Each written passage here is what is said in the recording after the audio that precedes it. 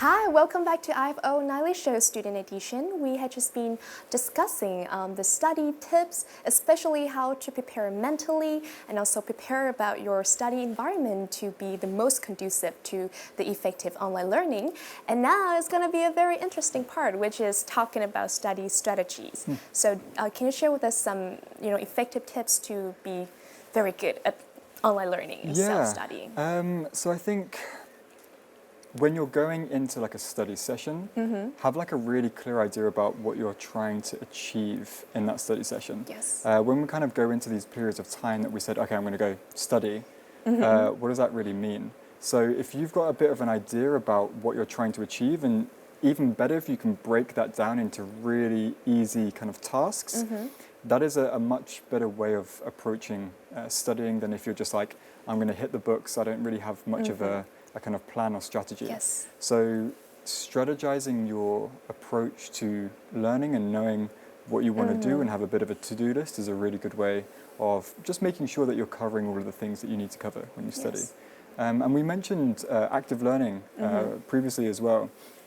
And a lot of it is really asking yourselves questions and trying to describe and explain things in a slightly different way. So there's also a very interesting technique called a Feynman technique or Feynman technique. My pronunciation might be a little bit off of that. And it's, the simple idea really is, and I've mentioned this earlier, is if you can teach something, it's the best way to learn. That's right. So yeah, so if you kind of study something and you go annoy your mum by explaining all these facts to her, or what would be amazing is if you go to a younger sibling and explain it in a really clear and simple way, because what you're trying to see is whether you really understand the core parts and whether you can simplify it.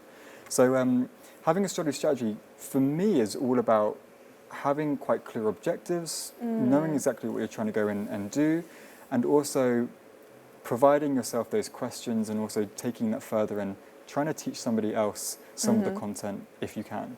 Definitely. I think that's like when we also improve our critical thinking as well. Yeah. And for me, I always like imagine around me some students or a friend who needs explanation, and I will like teach and like say it all again, the lesson I have learned at school.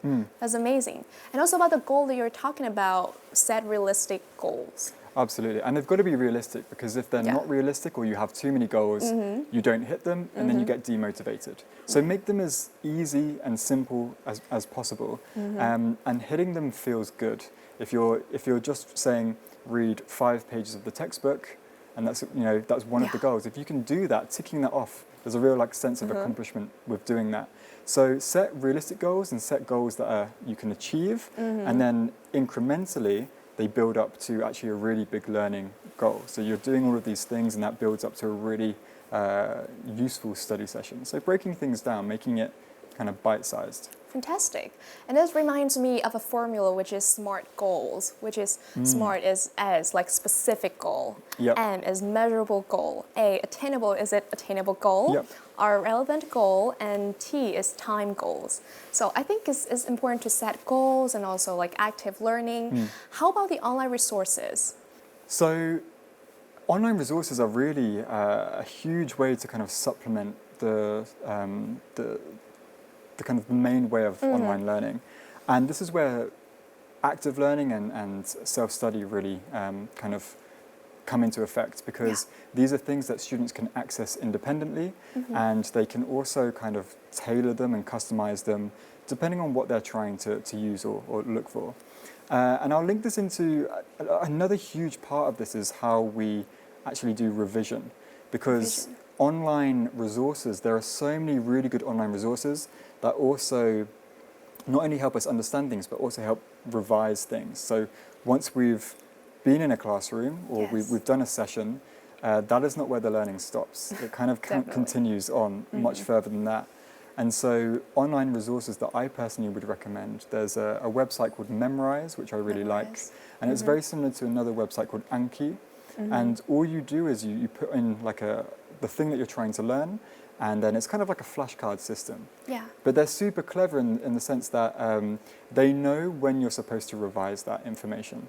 So what I do, and I do this actually when I study Vietnamese, and my Vietnamese is not that good, but this is what I do to try and keep up with my Vietnamese is, once I've done a session, I work out which vocabulary that I think is useful to me. That's right. And then I put that into memorize, and then I can continue to revise. And just the ability to reflect on the lesson and reflect on the vocabulary and put that into like an online kind of platform, even that by itself really helps me consolidate learning.